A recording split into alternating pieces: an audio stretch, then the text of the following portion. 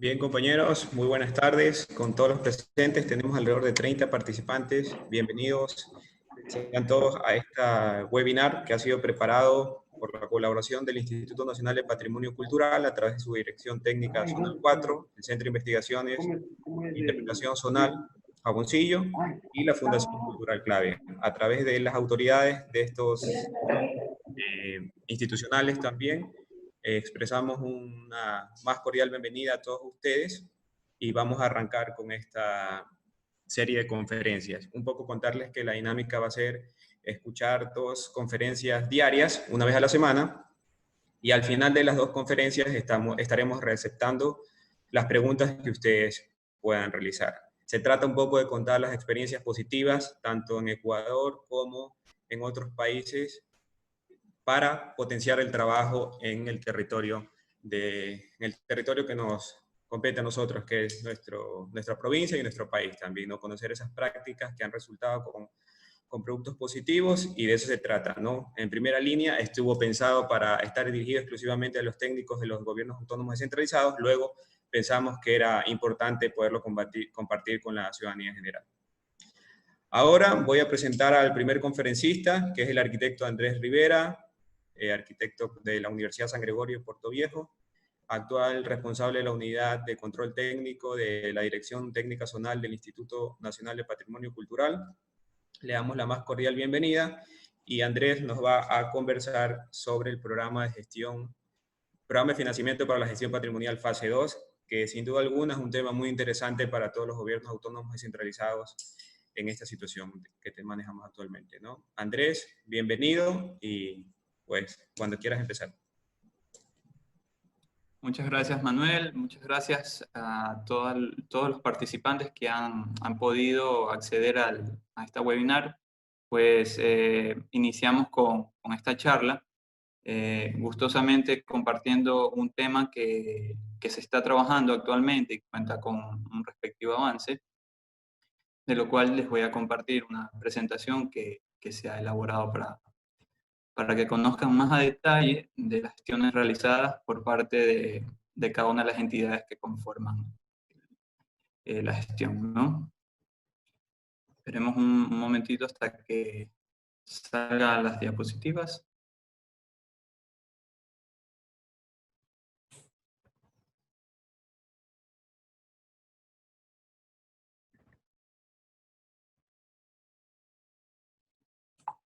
Pues bien,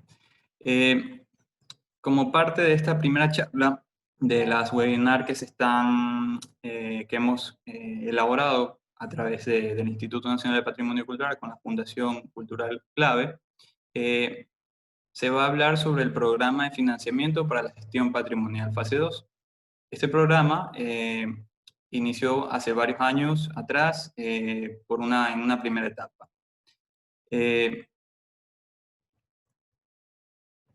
El programa de financiamiento nace a través de la planificación del Ministerio de Cultura y Patrimonio y el Instituto Nacional de Patrimonio Cultural. Estas dos entidades, en conjunto con el Banco de Desarrollo, desarrollaron, valga la redundancia, el programa de financiamiento para la fase 2.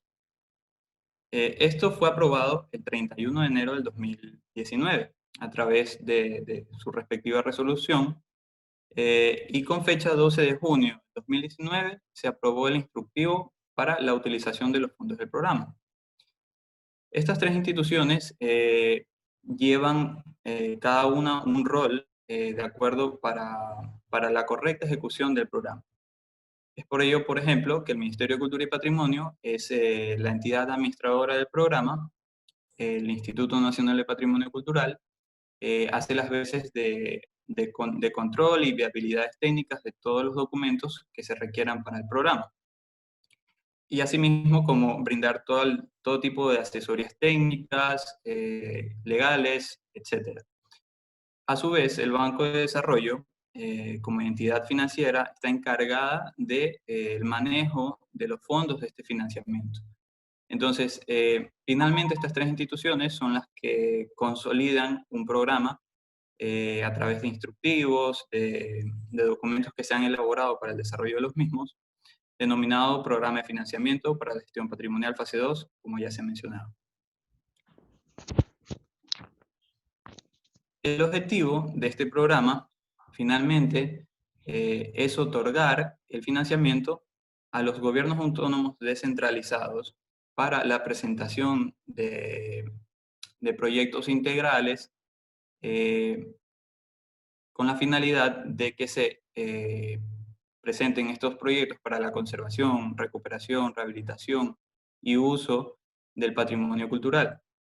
Asimismo, el objetivo de esto es contribuir institucionalmente para el cumplimiento de las políticas públicas, ya sean la ley de cultura o los estatutos establecidos en cada uno de estos instrumentos, ¿no? Vale recalcar que estos financiamientos otorgados tienen un carácter de fondos y asignaciones no reembolsables. Hay cierta parte de estos fondos que, dependiendo de cada uno de los componentes que integren los proyectos, se realizarán ciertas devengaciones, digámoslo así, de la parte económica, ¿no? A continuación vemos que hay ciertos datos también que son relevantes. Entonces, dentro del instructivo del programa de financiamiento, se nos establecen varios datos que hay que tomar en cuenta. Por ejemplo, los beneficiados de este programa son los municipios, como ya se los ha mencionado, son los municipios del país, Ecuador, en los que tienen un plazo máximo para realizar este proyecto de 5 años. Obviamente esto es a partir de la aprobación del instructivo, que ya, como ya se mencionó, que fue en enero de 2019. Entonces, este proyecto cuenta con un tiempo estimado de hasta el 2024 para su ejecución. Además, el programa cuenta con varios valores remanentes de la primera fase y otros valores adicionales que han ido ingresando a estas instituciones, hablando del Ministerio de Cultura, el INPC y el Banco de Desarrollo, que logran alcanzar un monto de 16 millones de dólares para la ejecución de cada uno de estos proyectos.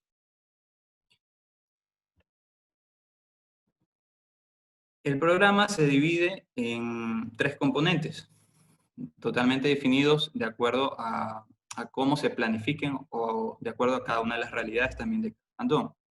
Entonces tenemos el primer componente, el componente de preinversión, que está dirigido a estudios para la rehabilitación arquitectónica de inmuebles patrimoniales.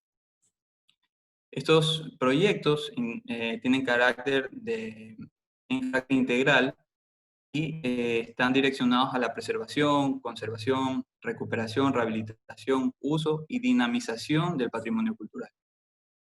No son solo proyectos para intervención, obviamente hay que tratar de generar proyectos que a su vez generen planes de gestión para su adecuado uso. El segundo componente es el componente de inversión. Este componente va relacionado con el primer componente. Como les había indicado, en una primera fase, que se dio hace varios años atrás, ya existía una canasta de proyectos que fueron designados y obviamente ya tenían sus viabilidades, tenían todos sus datos y requisitos cumplidos. Estos proyectos pasaron a esta etapa de inversión y actualmente se encuentran en un proceso de actualización. Son 12 proyectos que cuentan con aproximadamente un subsidio del 20 al 30% del total del monto financiado. Es decir, a través del análisis de una matriz multicriterio que es revisada y elaborada por el Instituto de Patrimonio Cultural, se establecen en porcentajes del 20 al 30% que pueden ser subsidiados para el GAT. Es decir, el otro 70% corresponden a montos que el GAT tiene que cancelar periódicamente o anualmente, de acuerdo con el banco se lo dictamine, ¿no? Y el tercer componente es el componente de fortalecimiento institucional. En este componente integran 91 municipios del país y está direccionado para la elaboración o actualizaciones de inventario, para realizar modelos de gestión o elaboración de ordenanzas. Este componente tiene también una característica, ya que su monto máximo para ejecución de estos proyectos es de hasta $34,000. Es decir, cada uno de esos ítems que han otorgado para la elaboración de proyectos puede alcanzar un máximo valor de $34,000. Ahora bien, todos estos componentes tienen diferentes requisitos. Algunos son similares, otros son un poco más extensos. Por ejemplo, el componente de preinversión, como se muestra en la pantalla, cuenta con 5 requisitos que se establecen en el instructivo, ¿no? Como son cartas de autorización de parte del INPC para asignación de recursos, de los recursos que están disponibles. También la solicitud de financiamiento del GAT municipal, que tiene que emitirla al ente máximo de la cultura y patrimonio, como es el ministerio.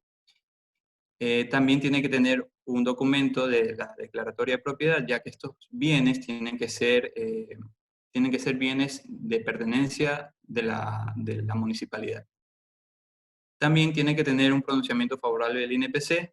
Como ya se había dicho antes, el INPC tiene que dar estas viabilidades técnicas, entonces a eso se refiere. Y de asimismo, la revisión de los términos de referencia para las contrataciones de consultorías u obras tienen que tener un aval del INPC, ya que muchos de los ámbitos que se que se intervienen, no solo dentro de una casa, sino a nivel general, en el ámbito arqueológico, de bienes muebles, documentales. Cada uno de estos componentes tiene requisitos específicos que tienen que ser respetados, hablando de intervenciones o metodologías mismas que van a ayudar a una correcta puesta en valor. Por ejemplo, también el componente de inversión es, digamos, el componente que requiere más documentación, por así decirlo, y entre ellas está, asimismo, solicitud de financiamiento por parte del GAT, que tiene que emitirla al ente máximo de la cultura, que es el Ministerio de Cultura, y asimismo el desarrollo de los estudios técnicos y diseños de proyectos que, como se los mencionaba, ya habían sido preaprobados en la primera fase. Entonces, estos estudios tienen que estar actualizados con todas las normas estructurales, con todas las normas arquitectónicas que se encuentran vigentes, ¿no? Asimismo, se requieren modelos de gestión, por así decirlo, si el proyecto así lo requiere. Asimismo, regulación ambiental por la MAE, si es que de alguna manera este proyecto influye drásticamente en una influencia ambiental, ¿no? Como se ha repetido, también necesita una viabilidad técnica del INPC, se necesitan la calificación de la matriz multicriterio, como les mencionaba, es donde se dictamina qué porcentaje no reembolsable va a tener el municipio, ¿no? En este proyecto. Asimismo, como la priorización del proyecto en los PDIOT por parte del GAT, el título de propiedad, que también es importante, como ya se había mencionado, que tiene que ser de pertenencia municipal. Y asimismo la modalidad de términos de referencia para fiscalizaciones y para las ejecuciones de obra, ¿no? Y la revisión, obviamente, también de los presupuestos referenciales y los cronogramas que son tan importantes en la ejecución del proyecto. Finalmente, el componente fortalecimiento institucional dictamina varios requisitos, ¿no? La solicitud también, asimismo, del GAD municipal al ente máximo, la viabilidad técnica del INPC, del proyecto, la priorización de este proyecto en los PDIOT por parte del GAD, estos son los términos de referencia que también tienen que estar validados por nosotros como INPC, y el presupuesto y cronograma que se valida una vez ya se tenga conocimiento que el proyecto ha sido aprobado también por el BEDE. Esto se hace en la parte final y se lo ha planificado hacerlo en la parte final, ya que apenas tengamos una respuesta de las aprobaciones de las otras documentaciones que también tienen que ser revisadas por el banco, se establecerán los cronogramas de acuerdo a las fechas indicadas, ¿no? Y actuales. El tema del fortalecimiento institucional ha sido debatido arduamente y, como se ha mencionado, se podían intervenir en tres cosas, ¿no? Que era la actualización del inventario. El inventario es una herramienta básica en la generación de todos los programas y proyectos, pero principalmente se estableció como parte fundamental la elaboración de los planes de gestión. Esto debido a que los municipios, y en gran parte su mayoría, no cuentan con un documento en el que les dictamina las directrices a seguir de aquí a 5 años, con la nueva posesión de las nuevas autoridades. Entonces, por ello, la prioridad que se dio por parte del ministerio es la elaboración de los planes de gestión. Entonces, estos planes de gestión también tienen tres componentes sumamente importantes para su estructuración. Uno de ellos es el diagnóstico. Este diagnóstico tiene que estar desarrollado de acuerdo a un análisis y evaluación territorial, social, económico, institucional, y también, asimismo, el análisis del inventario. Es decir, tenemos que hacer un análisis del estado actual en el que se encuentra el territorio en todos estos ámbitos que les acabo de mencionar, debido a que el patrimonio cultural influye directamente en varias áreas. Asimismo, el inventario, como herramienta fundamental, dictamina mucho de lo que se va a abarcar o de lo que existe en el territorio para ponerlo en valor.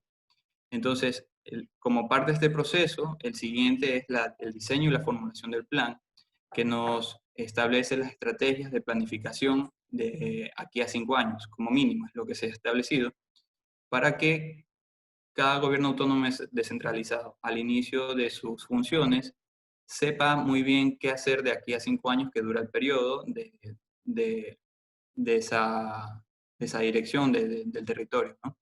Entonces esto consolida aún más esas gestiones y que no se vayan a dilatar o que estén totalmente sueltas, ¿no? Finalmente, se elabora un modelo de gestión, esto con la finalidad de normalizar la puesta en valor del patrimonio cultural en el territorio, es decir, a la creación de ordenanzas o modelos que impliquen saber de qué manera yo voy a darle un mantenimiento adecuado o voy a tener un correcto uso de ese patrimonio a nivel local. Como les digo, no hay que ceñirlos en que solo son casas. Si bien es cierto, se ha mencionado que dos de los primeros componentes hablan de intervenciones en inmuebles patrimoniales. El plan de gestión abarca en su totalidad todos los ámbitos del patrimonio que como Instituto Nacional de Patrimonio Cultural manejamos. La parte arqueológica, documental, de bienes muebles, inmuebles e inmaterial.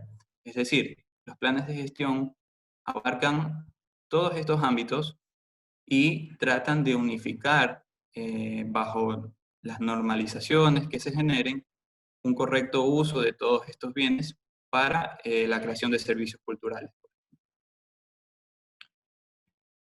Actualmente, en Ecuador, en este proyecto, tenemos esta cantidad de proyectos ya establecidos. En total son 103 proyectos que se dividen en proyectos de preinversión, inversión y fortalecimiento institucional. Como ya se había mencionado, el fortalecimiento institucional son 91 los municipios que cuentan con este componente a desarrollar.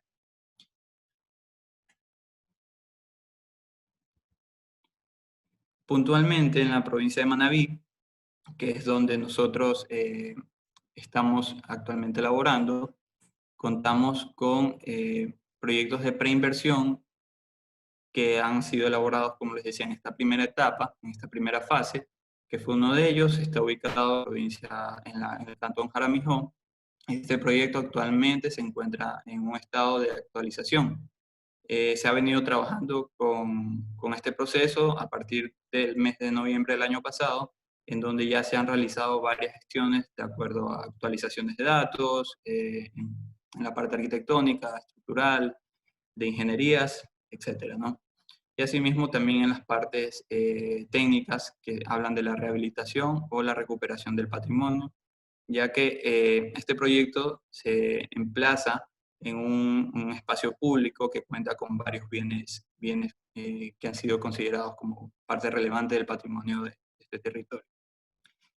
El fortalecimiento institucional, este componente, lo integran 14 municipios, los cuales han optado por dirigirse a hacer los planes de gestión. Estos planes de gestión ya cuentan con varios avances, de los cuales, como se indica en la gráfica donde se ve el mapa del Ecuador, tenemos 6 proyectos que ya han sido, ya han tenido su viabilidad. Los otros 9 restantes se encuentran en un proceso de, como les digo, de actualización. Entonces, nosotros esperamos que al final digamos, de este tema de la pandemia, un poco que las cosas se vayan normalizando, los otros municipios también puedan tomar en consideración retomar ciertas actividades que un poco se han visto imposibilitadas por este tema de la emergencia sanitaria. Y que finalmente también se encuentran trabajando, ¿no? Se encuentran trabajando en recolección de datos, unos que otros que no, por este tema, como les menciono, no pueden recabarlos totalmente, pero sin embargo se encuentran trabajando en este proceso. Finalmente, como parte de estas conclusiones o recomendaciones que se podrían brindar de todo este proceso, es que cada uno de estos componentes, cada uno de estos planes, de toda esta programación que se ha elaborado por parte del Ministerio, nos direcciona a que finalmente son las personas de cada población o las personas de cada territorio las que se terminan beneficiando de estos programas y proyectos, muy aparte de los fondos que existan para la ejecución de obras o para la ejecución de consultorías, que como ya se había mencionado, tienen distintas matices. Finalmente son las personas que se apropian, son las personas que integran esta participación, las que nos dictaminan si los proyectos finalmente cuentan con todo lo necesario para esa sostenibilidad.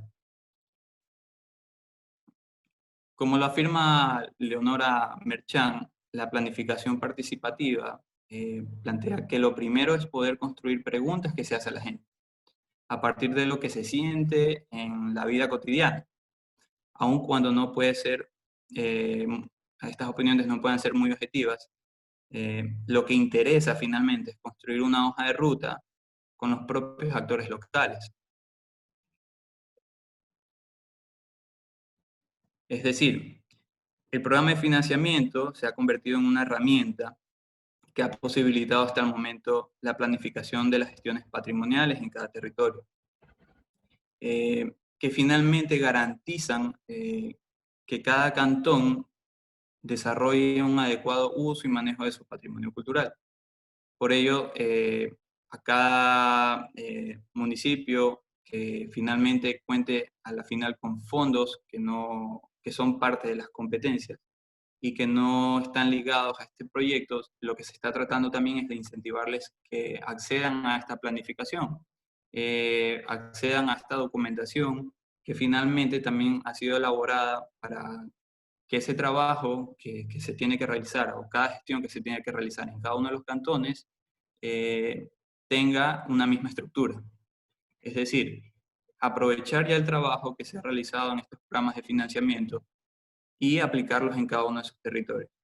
Como les digo, es importante destacar la participación ciudadana que tiene que haber en estos proyectos, ya que son proyectos de un altísimo impacto social que generan una cohesión entre las personas, una cohesión entre las lógicas, que nos permitirá a nosotros, como servidores, funcionarios, tener las herramientas adecuadas para su intervención.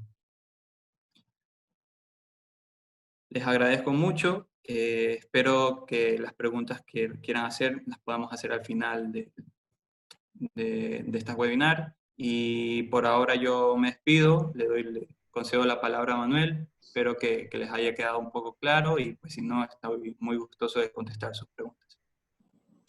Listo, te agradecemos de sobremanera, Andrés, sin duda alguna muy entretenida tu participación con un tema que realmente compete en primera línea a la mayoría de los participantes que tenemos en este momento, ¿verdad? Que son los responsables del manejo de los sectores cultura y patrimonio en las dependencias municipales y también el público general, ¿no? Sobre todo por la conservación y puesta en valor del patrimonio.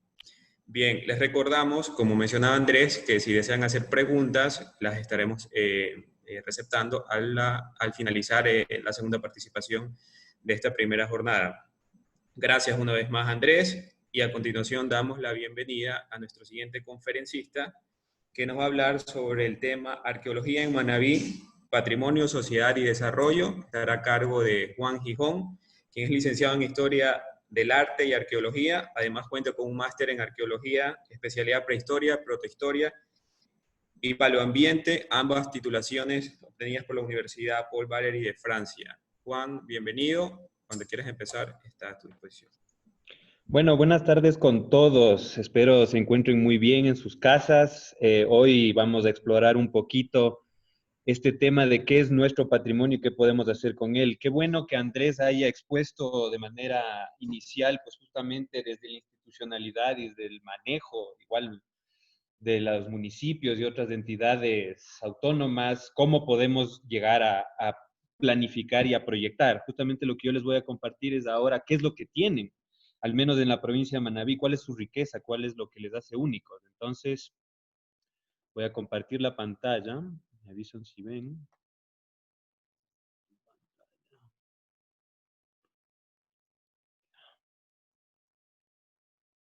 Sí.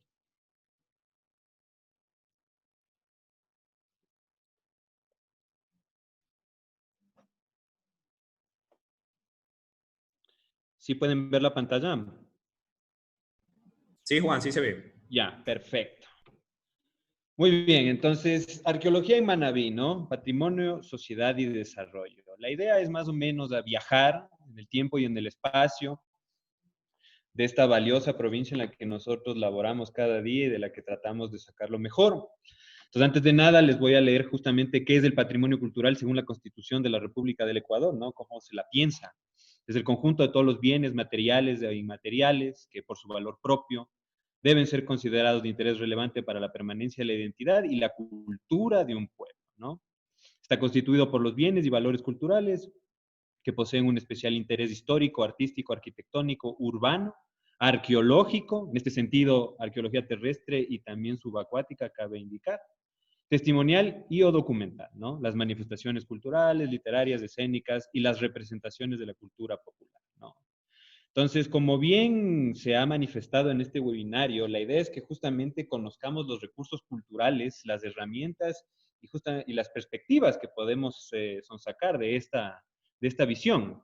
Entonces, para cualquier plan de gestión, sea este municipal, sea este institucional, sea el de una fundación, sea el de cualquier agrupamiento de personas, debemos seguir el siguiente encadenamiento lógico, que es justamente conocer qué tenemos, ¿no es cierto? Entender, bueno, con esto que tenemos, ¿qué podemos hacer? Valorarlo, ok, lo que tenemos aquí pues es impresionante, respetarlo y defenderlo, ¿no? Sin eso, pues difícilmente podremos sacar estrategias y planes patrimoniales, sociales, culturales, productivos, económicos, territoriales o turísticos. Entonces, para que se hagan una idea, en la provincia de Manabí,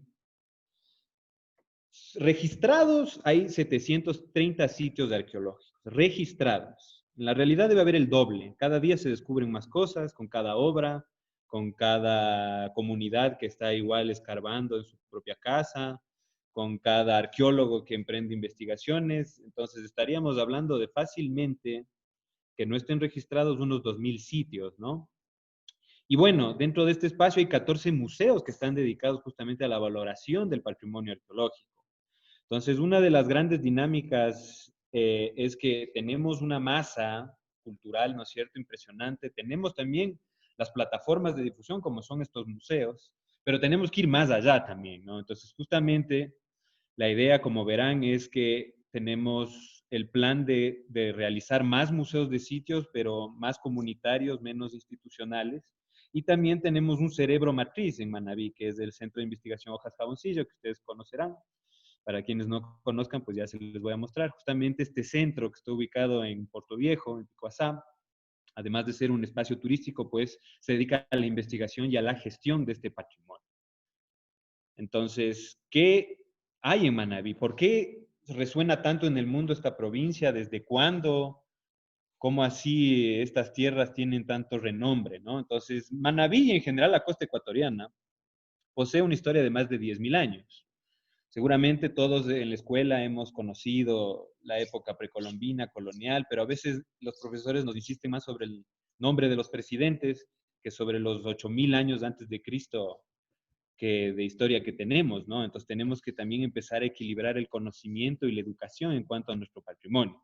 Para que se hagan una idea, como pueden ver en la franja cronológica, en estos 10.000 años de historia que tenemos, el primer periodo era el de los recolectores y cazadores, ¿no? La cultura valdivia, que tal vez es la que todos tenemos en mente como la primera cultura arqueológica del Ecuador, aparece unos 4.000 años antes de Cristo, ¿no? Y luego, bueno, vendrá Machalilla, Chorrera, Bahía, Huangala y todas las demás que espero que ustedes conozcan. Todas estas culturas se reconocen justamente por los vestigios materiales que nos han dejado. Vestigios materiales que, como ustedes sabrán, muchas veces se encuentran de manera fortuita en algún tipo de construcción o gracias a las investigaciones arqueológicas o también porque hay coleccionistas. Pero más allá de eso, la catalogación y la separación de cada vestigio es lo que nos ha permitido crear estas culturas arqueológicas. Entonces ahí pueden ver ejemplos, ¿no? De, por ejemplo, la cultura chorrera tendrá este tipo de recipiente, la cultura bahía este tipo de figurín, la jamacuaque y así, ¿no? Cada cultura tiene su propia identidad material. Y pues así, esta provincia que ha conocido un desarrollo autónomo larga duración, es decir, que los sitios arqueológicos muchas veces pertenecen a diferentes culturas, como tenemos una Valdivia, luego vendrá la Machalilla y luego hasta la Manteña, todos en el mismo espacio. Estamos hablando de que en muchos lugares durante 2000 a 3000 años la gente vivió en ese mismo lugar. Y lo que fue cambiando, pues, fue su tecnología, fueron algunos valores, pero finalmente étnicamente eran las mismas personas. Evidentemente había migraciones, ¿no? Pero en general estamos hablando de la misma raíz cultural, por lo menos hasta la llegada de los incas, que como ustedes saben, vienen del sur, y posteriormente la llegada de los europeos, que ya es completamente diferente su aporte en identidad y en etnia, ¿no? Entonces, ¿por qué esta densidad en este espacio? ¿Por qué Manabí? También podemos extender esto a Santa Elena, a Guayas, pero en general estas costas pacíficas, las manabitas, fueron el centro del comercio, digamos, mundial de la zona pacífica. De aquí salían pues todos los navegantes hacia México, hacia la California, hacia el Perú, hacia Chile, y ellos eran los interconectores sociales y económicos de los diferentes grupos indígenas, ¿no? Entonces, como ven en el mapa de la izquierda, tenemos una densidad, ahí están los 730 sitios, pero es el doble, ¿no? Cada día estamos descubriendo más. Entonces, ¿qué hacemos con este patrimonio? Yo sé que hay un montón de directores de cultura que nos están escuchando. Ustedes conocerán que en cada obra y en cada proyecto siempre puede haber pues la posibilidad de que encuentren este patrimonio arqueológico y esto postergue tal vez la ejecución de las obras causando una serie de problemáticas. Pues justamente lo que les quiero compartir es cómo evitar y más bien cómo tomar esto como una oportunidad. Como Manabí es tan denso en la cantidad de sitios arqueológicos y en la monumentalidad de los mismos, tenemos que empezar a también introducir nuevas visiones y nuevas tecnologías. Entonces, dentro de los planes de ordenamiento territorial, por ejemplo, cómo las ciudades se expanden, cómo los proyectos de alcantarillado, de tendido eléctrico, pues sí debemos contemplar siempre los estudios de impacto, ¿no es cierto? De impacto ambiental que conocen muy bien, pero dentro de esos estudios tienen que estar los estudios de impacto arqueológico. Entonces, para esto, el Ecuador en los últimos años igual se ha comprometido a adquirir tecnología de punta mediante el Instituto Geográfico Militar y otras entidades para poder tener una cartografía actualizada, ¿no? Y poder entender dónde puede haber esos puntos de alta sensibilidad, dónde se puede construir sin mayor problemáticas, dónde en cambio hay que evitar a toda costa hacer una remoción de suelo, porque estarías tal vez destruyendo un patrimonio invaluable. Entonces, para que se hagan una idea, en los últimos años, no solo en el Ecuador, ¿no? Se ha aplicado lo que es la tecnología LIDAR. Esto es una tecnología militar inventada por los Estados Unidos de América desde los años 70, pero que se ha aplicado en los últimos años a varias ciencias, ¿no? Justamente se desarrolla en el ámbito de hacer un levantamiento cartográfico al detalle, y su tecnología se basa en láser, es decir, esto es una cámara que no es que fotografía al terreno, sino que lanza cientos de miles de rayos láser. Puede estar en una avioneta, en un helicóptero, en un dron, a diferentes escalas, ¿no? Y lo que hace es que permite leer casi, digamos, 90 puntos por cada metro cuadrado de cómo está la topografía, ¿no? Entonces, aquí ven una imagen de lo que es el macizo de hojas jaboncillo con tecnología LIDAR, y ahí está el levantamiento en 3D. Y lo que ven ahí es justamente el polígono patrimonial de protección. Entonces, la tecnología LIDAR, además de darnos la topografía al detalle, nos permite, en este caso, por ejemplo, desnudar la topografía, en el sentido de que ustedes saben, por lo menos en Manabí y en la costa ecuatoriana, que nosotros tenemos bosques muy densos. Entonces, es muy difícil ver la arqueología. Nosotros conocemos la arqueología por los objetos, porque el recipiente tal, porque la figurina tal, los metales, las máscaras y más. Pero no hemos hasta ahora podido apreciar el paisaje arqueológico manabita en todo su esplendor. Entonces, en la siguiente imagen que ven ahí es una imagen cualquiera de un bosque seco, ¿no es cierto? No se entiende mucho qué es lo que está sucediendo, no hay ni una casa, pero le vamos a aplicar esta radiografía mediante LIDAR. Y como ven, es un paisaje completamente diferente. Aparecen formas geométricas, aparece un tallado casi de este espacio. Si vemos en 3D, podrán apreciar justamente que se trata de un paisaje modificado por la mano del hombre. Me avisan si pueden ver que le hago zoom. Entonces podemos viajar a través de esta montaña y verán ahí los cientos de terrazas y de canales y de estructuras que componen. Y esto es solo una porción del macizo Hojas Jaboncillo. O sea, en el macizo Hojas Jaboncillo de estas imágenes hay como 50 más. Estamos hablando de un espacio de 8.000 hectáreas. Y imagínense eso a nivel de lo que es Manabí. Por ejemplo, aquellos que conozcan Lihuiqui, que conozcan Agua Blanca, que conozcan igual hasta en el Carmen, que conozcan las zonas interiores. La selva no nos ha permitido ver, pero ya con esta tecnología, pues se dispone al desnudo y ya nos damos cuenta de que vivimos en un tesoro arqueológico, ¿no? Esta tecnología puede ser adquirida de diferentes maneras. Esto es para los encargados de los municipios. Pueden haber convenios justamente con el Instituto Geográfico Militar, porque como no es una tecnología únicamente aplicada a la arqueología, sino en general a la comprensión territorial, puede servir para diferentes aristas, ¿no? Entonces pueden haber convenios o acuerdos, también pueden hacerlo de manera particular, cada vez hay más empresas que venden servicios de drone con estas tecnologías fotogramétricas y de LIDAR que les permitirá en tal caso emergente pues tener unas lecturas para sus proyectos y más, ¿no? Y también las universidades, nacionales como internacionales, están cada vez adquiriendo este tipo de insumos tecnológicos porque realmente han revolucionado la arqueología, ¿no? Solo para hacerles un análisis rápido, en el caso Maya, cientos de ciudades fueron descubiertos en Europa, en el Asia, entonces realmente es el futuro llegando, ¿no? Y justamente para hacerles un adelanto de qué es lo que está sucediendo en Manabí este año y los próximos, ¿no? Como saben, la pandemia ha postergado todo, pero la arqueología puede esperar más. Ya si ha estado 5.000 años de ahí, puede esperar unos 6 meses más. Entonces, en los últimos tiempos, miren, estos son todos los sitios arqueológicos que están en continua investigación, que han traído resultados fenomenales con impacto internacional y justamente Manabí nunca ha dejado de ser de interés para el mundo, ¿no? Finalmente, la primera investigación arqueológica en el Ecuador se hizo en la isla de La Plata. Entonces, han sido más de 100 años casi de que Manabí ha sido la punta de lanza de la arqueología ecuatoriana en el sentido de al menos aportar nuevas visiones y reconstruirse a través de los tiempos, ¿no? Para quienes conocen esos sitios, pues les invito siempre a visitar estos espacios. Esperemos que en el 2021 con más tranquilidad podamos retomar las actividades de investigación y pues traer más resultados a la provincia. Entonces, ¿qué pasa cuando ya conocemos nuestros recursos arqueológicos al menos, ¿no? Sabemos que tenemos una alta densidad, sabemos que los sitios son fenomenales, son diversos, hay de todo tipo, de toda época, son monumentales, son paisajísticos, entonces se abre una serie de oportunidades en diferentes campos, ¿no? Entonces, entre ellos, primero el turismo. Todos pensarán que, ok, tenemos esta riqueza, abramosla al turismo, pero también la educación, no olvidemos la educación y pues el tema patrimonial, ¿no? Les voy a presentar el caso justamente de Hojas Jaboncillo. Este es finalmente un espacio institucionalizado con ya 10 años de funciones, con sus resultados, con sus desafíos, con sus perspectivas.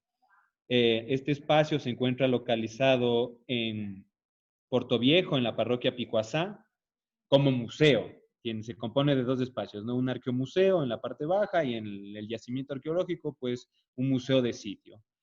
Y lo interesante es que además de ser pues este espacio turístico y emblemático del Ecuador, también es un centro de investigación. Entonces, para quien no conozca el Cerro Jaboncillo, es el lugar donde vivían pues las grandes élites y grupos ceremoniales de la cultura manteña. En general, estos pueblos vivían en los cerros, ¿no? Ustedes se preguntarán por qué vivían en las montañas. Pues en Manabí hay muchas inundaciones y también hay muchos terremotos. Entonces, las montañas en general son mucho más sólidas y permiten un mejor vivir cuando existe este tipo de catástrofes. Y además es el lugar donde se han encontrado las famosísimas sillas de piedra, ¿no? Que ahora están en el Smithsonian, la mayoría, pero que también tenemos en este museo, ¿no? Entonces, a partir de esta gestión que en el principio se hizo desde la institucionalidad y también desde un llamado comunitario, ¿no? Eso hay que recordar, que fue gente de Picuazá y otros actores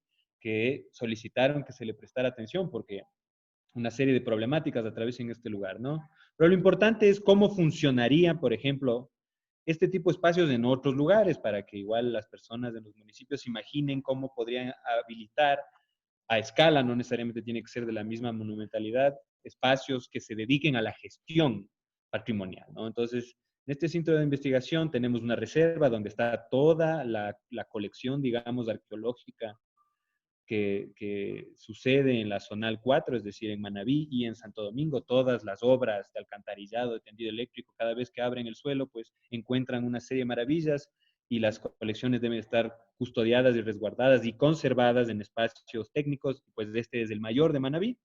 Entonces aquí se restaura, se investiga y más. Para que esto sea funcional, ¿no? Tiene que haber una importante vinculación comunitaria. No podemos hacer esto solo desde la institucionalidad sin abrir al público. Entonces, si queremos que el patrimonio, en general, no solo el arqueológico, tenga un impacto, pues tenemos que ser muy creativos y muy pedagógicos y tener aliados en todos los sectores, ¿no? Entonces, como ven, desde este punto hemos hecho cine, hemos hecho reforestaciones, nos hemos aliado con las autoridades, con la policía, con los bomberos. Trabajamos mucho con los niños porque la educación a las siguientes generaciones es lo fundamental. Y trabajamos también con el tema económico y productivo, o sea, apoyos de emprendimiento, darles espacios, porque los museos y los sitios patrimoniales atraen la atención. Entonces son espacios donde las personas se reencuentran y evidentemente para la venta de artesanías y de otros productos culturales, pues son idóneos. Entonces, ya que ahora conocemos este experimento, ¿no? Que ya va funcionando un buen tiempo, ¿cómo podemos implementar en otros sitios arqueológicos que ustedes conocerán muy bien, espero, y que dirán, chuta, qué bueno sería tener algo así en, en el resto de la provincia? Entonces, aquí tenemos el proyecto Arqueoturismo Manabí 2018-2020, donde la idea es justamente implementar museos de sitio que tengan estas características técnicas y también comunitarias en diferentes sitios arqueológicos de la provincia, ¿no? Entonces, este trabajo se lo hizo con los arquitectos del INPC, entre ellos Andrés Rivera, que les acaba de hacer la exposición anterior. Se eligieron varios sitios, entre ellos Tabuga, Liwiki, Cerro La Silla, Pedernales y Julcuy. Hay muchos más sitios, ¿no? que podrían candidatizarse, pero estas ya son gestiones que se han avanzado. Entonces, para que vean, estos son más o menos los diseños que los arquitectos del INPC produjeron. Se basan en la reutilización mucho de los espacios que ya las comunidades ponen a disposición, de la utilización del paisaje como un elemento para poner en valor y también de el reconocimiento de cómo eran las estructuras precolombinas, cómo eran los templos, cómo eran los almacenes, las casas, para aliarlo con la arquitectura contemporánea, ¿no? Estos espacios son multifacéticos, es decir, no se dedican solo a la exposición de los bienes arqueológicos, aunque esa es su función principal, sino que también tienen salas educativas, tienen estos infocentros, tienen cafeterías, tienen tiendas de artesanías. Entonces, finalmente, son espacios justamente que promueven el desarrollo socioeconómico porque permiten crear empleo. A partir de las piezas arqueológicas que están expuestas, lo que uno atrae es al visitante, pero el visitante necesita comer, necesita beber, querrá llevarse una camiseta, querrá llevarse un recuerdo, querrá no solo ver las piezas, sino ir al lugar. Entonces, el turismo, como saben, si bien ha recibido un impacto fuerte con el coronavirus, también tendrá que retransformarse con miras a tener más calidad que cantidad, ¿no? Entonces, estos espacios podrían ser estrategias súper creativas, súper dinámicas, innovadoras, justamente para que estas comunidades, que ustedes saben que en la ruralidad manabita a veces hay bastante abandono, entonces serían espacios justamente dinamizadores para que el turismo además se quede ahí, ¿ya? No concentremos todo el turismo en los mismos espacios, sino que justamente creemos una red de espacios interconectados, además con la relación comunitaria y educativa del caso, porque es importante que las comunidades se empoderen, no solo gestionen desde lo económico, de, ok, tengo este museo, voy a crear plata y con eso voy a sostenerme. No, esto es un tema de empoderamiento, de identidad, de ir más allá, de conocerse. Y de lo que tú vendes no es tu identidad, lo que vendes son los productos de tu cultura para el sostenimiento de tu comunidad. Pero tú lo que promueves es quién eres, de dónde vienes. Un pueblo sin pasado, difícil futuro tiene, ¿no? Entonces, si ya tenemos estos espacios, si ya tenemos este conocimiento de nuestros recursos, si ya estamos un poco empoderados del valor de nuestra identidad, ya podemos crear pues una gestión en territorio mucho más eficaz, porque nuestro patrimonio arqueológico en especial está siempre en riesgo. No solo por las construcciones que les menciono, no solo por a veces el desarrollo descontrolado de las ciudades, de los poblados. Ustedes saben que muchas veces no hay unos planes de ordenamiento planificados necesariamente, sino que la gente construye porque sí, hay invasiones. Pero además de esto, hay el huaquerismo, hay minería, hay deforestación que a su vez daña las zonas patrimoniales y más problemáticas, el coleccionismo y más, ¿no? Entonces, lo que sí el INPC está siempre promoviendo y ejecutando es justamente esta atención, porque podríamos ser la policía, digamos, del patrimonio, estar detrás buscando sanciones siempre, pero eso es un círculo que no promueve buenos resultados. Más bien la idea es educar. Lo primero es educarnos a nosotros mismos además. Siempre estamos en constante formación y aprendizaje.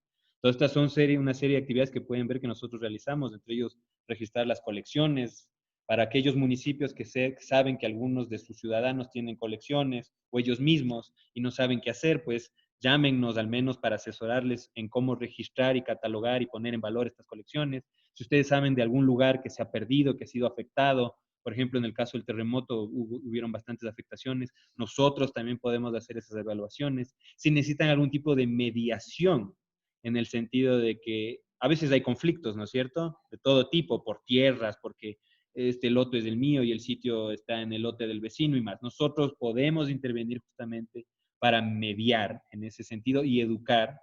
También en el tema de las comunas, si me están escuchando dirigentes comunitarios, y pues entre las instituciones siempre estamos trabajando, ¿no?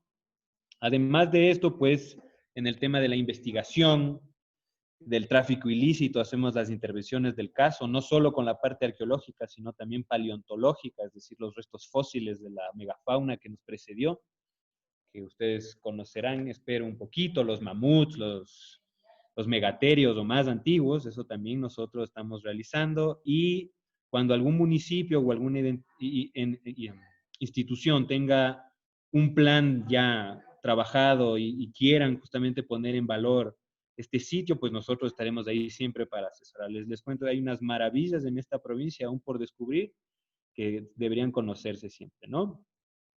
Y pues ya conocemos, ya entendemos, ya lo valoramos, ¿no es cierto? Ahora, ¿cómo lo comunicamos al mundo, no? Entonces, ahí también viene el aporte de las nuevas tecnologías. Hay que trabajar mucho ahora en este siglo XXI y sobre todo que el coronavirus ha acelerado este proceso con la virtualidad, con la reconstrucción de los paisajes y más, con las tecnologías que nos interconectan a grandes distancias, con los museos virtuales, con los tours virtuales, con poner las colecciones en la red y más, ¿no? Pero además de eso, no hay que olvidarnos que, bueno, la tecnología puede ser un gran instrumento, pero lo que es más fundamental es el ser humano siempre, ¿no? Entonces, a través de la transferencia de conocimientos, a raíz de la pieza arqueológica, ¿no? Del figurín tal, del sello tal, de la vasija, pues hay un montón de información de nuestra identidad que puede ser utilizada para un sinfín de actividades de emprendimiento. Ustedes conocerán las típicas camisetas de museo, ¿no? Pero ¿cómo se llega a esa camiseta? Pues aquí ven, ¿no? Trabajos de serigrafía, trabajos de manualidades, de artesanías, de pintura con los niños, se puede llegar a productos de alta gama como temas cosméticos, como el aceite de palo santo, que en muchos sitios de Manabí se está produciendo, pero poniéndole la identidad Manabí, la identidad ancestral Manabí. Sin hablar del sombrero de paja toquilla o de la cestería, ¿no? Pero para que se hagan una idea de cómo, por ejemplo, desde la iconografía, es decir, todos los símbolos de nuestros ancestros, se pueden crear pues una serie y una gama de productos que van a dar empleo. Van a dar empleo y un empleo sostenible, porque en ningún momento estamos extrayendo recursos naturales limitados, en ningún momento hay explotación laboral, digamos, sino que justamente se dinamizan relaciones sostenibles, durables, armoniosas, basadas en la recomposición social y el reconocimiento de nuestra identidad, ¿no? Y el turismo lo que busca es justamente eso, que seamos únicos. No vamos a estar vendiendo Coca-Colas, ¿no es cierto? Tenemos bebidas propias que son maravillosas. Entonces, la difusión también viene a cargo de todos aquellos que hacemos investigación, y aquellos que tienen pues la capacidad de gestionar proyectos. Yo les invito siempre a que participemos en estos webinarios hoy por hoy, pero también a los grandes congresos, a los grandes seminarios. Llevemos lo que tengamos sin mayor vergüenza. Lo que tenemos es siempre maravilloso y mostrémoslo al mundo. Y a través de todos los medios de comunicación y redes sociales, ¿no? Ustedes saben que la televisión a veces lo que nos muestra son programas banales que no nos aportan mucho. ¿Por qué no utilizar justamente esas plataformas que están tan intrínsecas y que llegan tan fácilmente a cada vivienda, a cada casa, justamente para educar, justamente para informar, para saber esto? Somos patrimonio, nosotros igual, cada día estamos haciendo patrimonio. Y pues el coronavirus, esto ya a título final, porque igual va a haber una próxima presentación sobre la resiliencia ante la pandemia, pero para hacerlo rápido, el coronavirus sí ha traído una serie de nuevos desafíos, ¿no? Que todos tendremos que enfrentar, entre eso la bioseguridad y más, pero también trae oportunidades, nos ha dado el tiempo de repensar, de volver a nuestra esencia, de decirnos, ok, en qué hemos fallado, qué podemos mejorar. Y justamente a raíz de esto, pues, se abren oportunidades, sobre todo de unas nuevas economías. Finalmente, el coronavirus, como saben, es parte de la destrucción de nuestro ecosistema, del cambio climático. O sea, no está solo el coronavirus, no es que se provocó por accidente. Es el resultado de un mal manejo de nuestra civilización, si podemos decir, hacia el planeta y hacia nuestras propias costumbres, digamos, ancestrales. Si podemos hacer el esfuerzo también con humildad, ¿no? De reconocernos como seres humanos más naturales y de respeto, pues yo creo que también avanzaremos. Y con eso, pues, le voy a dejar de compartir la pantalla y procedemos, ¿ok? Muchas gracias.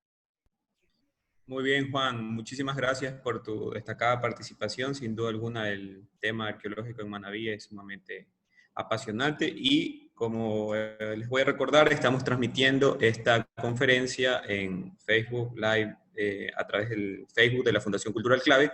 Desde ahí ya nos están haciendo varias preguntas y, como lo habíamos establecido en un inicio, vamos a estar receptando sus preguntas. Bien. También quería hacer otros anuncios. Nuestras autoridades expresan sus saludos. Están muy interesados en poder continuar realizando este tipo de conferencias. El doctor Joaquín Moscoso, director nacional del Instituto de Patrimonio Cultural, y el doctor Olga García, director técnico de la Zonal 4. Tenemos una presencia, una gran presencia de municipios de todo el país, de la sierra, del austro, de la costa. Es muy interesante también los perfiles que se han inscrito, los profesionales, arquitectos, antropólogos, restauradores, bibliotecarios, estudiantes, gestores culturales, antropólogos, comunicador social, en fin, una variada multidisciplinaridad de profesiones también están aquí en calidad de participantes. Bien, comenzamos con las preguntas. Voy a iniciar con una pregunta para Andrés, que fue el primer conferencista, que va ligada al ¿cuál ha sido la dificultad desde tu punto de vista como técnico de la unidad de control técnico de la Zonal 4, la dificultad que has podido enfrentar o observar frente a los GATS con este planteamiento del programa de financiamiento para la gestión patrimonial? ¿Qué es lo que tú has visto que se les ha dificultado un poco para poder acceder y poner a andar este programa que está activo? Bueno, podría mencionarte algo muy general y que creo tienen en particular cada GAT, ¿no? Cada GAT tiene obviamente sus particularidades, más bien a manera general es lo que un poco recojo de todos estos municipios que están beneficiados del programa y de los que no están beneficiados del programa, porque hay que dejar en claro que parte de los municipios que no están beneficiados también pueden generar todo este tipo de proyectos, ¿no? Respondiendo a tu pregunta, más bien lo que yo veo es una falta de conocimiento, no a nivel no netamente técnico, más bien es una falta de conocimiento de lo que dispone el cantón en el que yo estoy ejerciendo mis funciones como servidor o director de cada área, que un poco impiden hacer una correcta planificación de manera integral y articulada, que incluya los temas culturales y que incluya los temas del patrimonio también. Y esto basándonos ya en ejemplos que tenemos o en acciones que ya se han dado a nivel mundial, en el que los proyectos de patrimonio, los proyectos culturales se integran no solamente a estos ámbitos, sino también al turismo y a este desarrollo local que también mencionaba Juan a través de emprendimientos. Es por ello que estos componentes deben articularse de manera transversal para obviamente generar una adecuada visión de desarrollo a nivel turístico, a nivel educativo y a nivel investigativo, que finalmente nos va a fortalecer todos esos programas y proyectos que se nos planteen o que se nos ocurran plantear con la comunidad a través de esta participación que también ya mencionamos.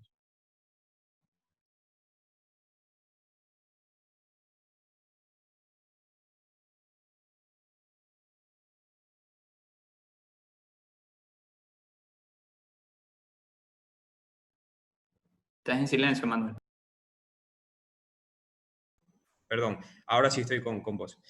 Era para recordarles que estas conferencias están siendo transmitidas por los Facebook, por las cuentas de Facebook, tanto de la Fundación Cultural Clave como del Instituto Nacional de Patrimonio Cultural. Bien, voy a proceder a leer las preguntas que se están realizando a través de redes sociales. Voy a apagar un ratito la cámara y ustedes se van a quedar para que me respondan, por favor, y le respondan a todos, más bien los participantes, las preguntas que se están realizando. Bien, a ver, acá tengo una que la tengo más cerca y es que la formula Cristian. Por favor, más detalles de los resultados del escaneo en Picuazá. Él consulta, ¿se encontraron más estructuras o terrazas de cultivo? Listo. Sí, estoy viendo igual en el chat que hay bastantes preguntas sobre ese tema. Bueno, en el caso de Picuazá, no es solo Picuazá, ¿no? El macizo Cerros, Hojas, Jaboncillos abarca 3 cantones, Portoviejo, Montecristi y Jaramillo. Entonces estamos hablando de 7.000 hectáreas. Y sí, se han encontrado, como les digo, en estas 7.000 hectáreas lo que es una aglomeración, una ciudad perdida. Entonces, pozos, canales, albarradas, terrazas, estructuras, de las que hemos podido verificar apenas el 4%, porque estamos hablando de una superficie gigantesca y además de difícil acceso, ¿no? Si bien en la imagen podemos ver el paisaje al desnudo, que es lo impresionante, en la realidad nosotros tenemos que ir con el machete y con un equipo y tenemos que ir abriendo camino y bueno, en 2 horas lo que vas a abrir es como mucho unos 100 metros cuadrados o un poquito más, ¿no? Y son cosas monumentales, pero sí, estamos hablando de un centro, de una ciudad, no en el sentido europeo con calles y con calzadas, sino en el sentido andino, ¿no? De un centro ceremonial rodeado de su población que está sembrando, que está produciendo, que está igual consumiendo los recursos naturales para la construcción de su civilización. Así que sí, todos estos documentos están en la página web de Hojas Jaboncillo, que es www.hojas-jaboncillo.gov.es. Ahí hay una biblioteca virtual con todos los años de investigación desde el 2010 hasta el 2020 y están todos los informes. En el caso especial de la tecnología LIDAR se encuentran en el año 2019. Y también estaba viendo otra pregunta que era sobre la apropiación de las comunidades al patrimonio cultural.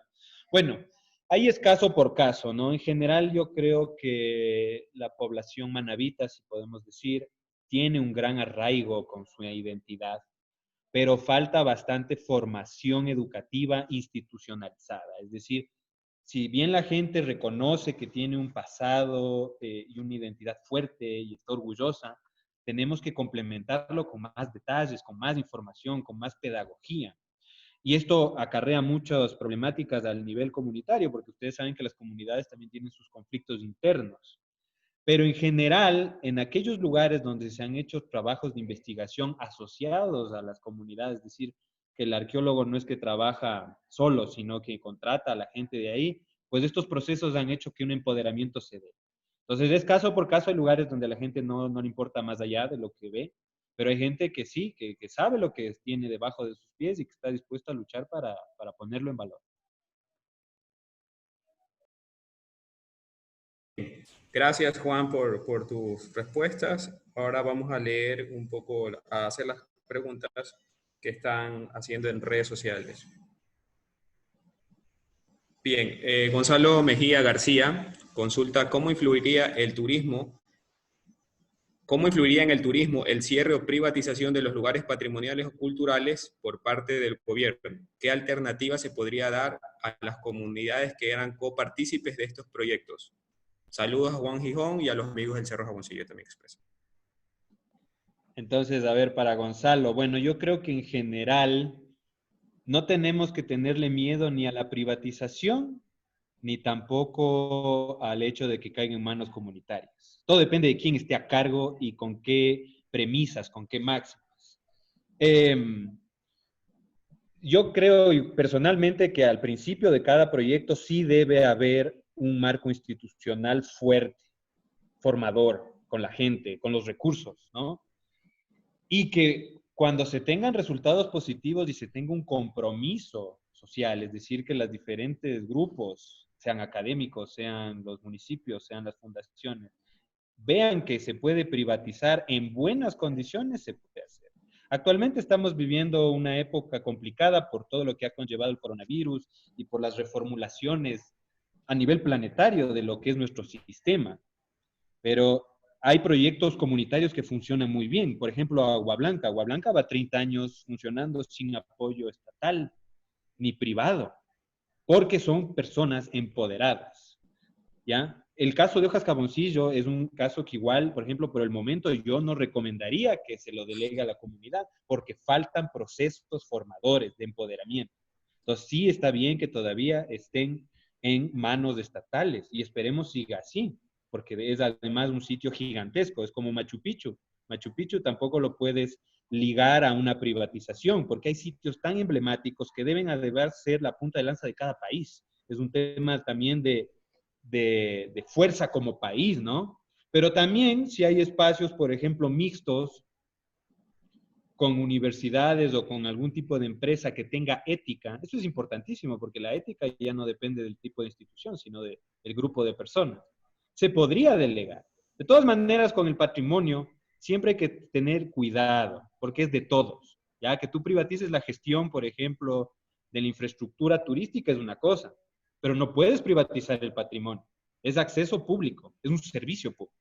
Entonces, en tal caso puedes privatizar con operadoras turísticas, el manejo de los visitantes y la recaudación y tal, pero el patrimonio debe estar bien cuidado, conservado y con acceso libre a cualquier ciudadano siempre, ahora y para siempre. Bien, gracias una vez más, Juan. En uno de los participantes, Alex Yagual, está levantando la mano. Queremos recordarle que por favor las preguntas las pueden formular en el chat para poder hacerlo más dinámico e irlo leyendo y le vamos haciendo las preguntas a los panelistas. Bien. Otra, Andrea Echeverría dice, envía saludos y consulta cuál es la protección que debe hacerse a los petrograbados. Bueno, para el caso del arte rupestre en general, sí hay que limitar cualquier tipo de visitante hasta que no haya estudios específicos, porque están sujetos a muchos más problemas que un sitio monumental, ¿no? El caso de las pinturas sobre piedra, por ejemplo, la pintura puede ser solo con la aglomeración de personas en un espacio cerrado, se crean hongos y se van a comer esas pinturas. Lo mismo con los grabados y los petroglifos. Son sujetos a que cualquier persona llegue, toque, ¿no es cierto? Y la abrasión vaya a hacer que poco a poco se pierda la forma. Puede haber agresiones aún más fuertes, como el graffiti, que conocemos. Puede haber agresiones de simplemente sacar los pedazos. Entonces, en el caso de los petroglifos y en general del arte rupestre, sí debemos tener conciencia de que no podemos tener, primero, un turismo masivo. Imposible. Por ejemplo, en el caso europeo, las cuevas de Lascaux, o en el caso del Sahara, ¿qué se ha hecho? Se han cerrado las cuevas y lo que se ha hecho es justamente unas maquetas a escala real, hechas de fibra de vidrio y más, en los museos o en otros espacios para que la gente pueda experimentar. Evidentemente no es lo mismo estar en la cueva original, pero tienes que priorizar salvaguardar esos espacios. Entonces, lo primero es tener eso, conservación clarita. Segundo, el registro. Como son espacios tan sujetos a manipulación y a una destrucción más fácil, lo que hacemos los arqueólogos es llegar y registrar al detalle. Ahora, antes, hace años, lo que se hacía es pegar calcos, ¿no? y sacar el dibujo y tal. Ahora hay nuevas tecnologías, sobre todo fotogramétricas, es decir, tú pones una estación total que dispara un montón de puntos en el espacio y que te va a reconstruir a nivel 3D cómo es la cueva. Si ya se desea abrir al turismo porque realmente se lo merece, pues tendrá que haber una infraestructura de mitigación que permita que el turista pueda ver, pero no tocar, entonces que haya la distancia. Es más o menos como va a ser el tema de la bioseguridad hoy por hoy. Estar muy claras las distancias, poner, ahí es con los arquitectos y los ingenieros que hay que trabajar muy de la mano. Y también el tema de la luminosidad, de la humedad, entonces son espacios que con los años igual se han acoplado a los ecosistemas, o sea, los ecosistemas los han salvado. Y si nosotros entramos y metemos 1000 gentes al día, ese aporte de oxígeno, de óxido, esa caminada va a dañar, ¿no? Entonces, en general, la recomendación es conservación máxima y mitigación al impacto turístico.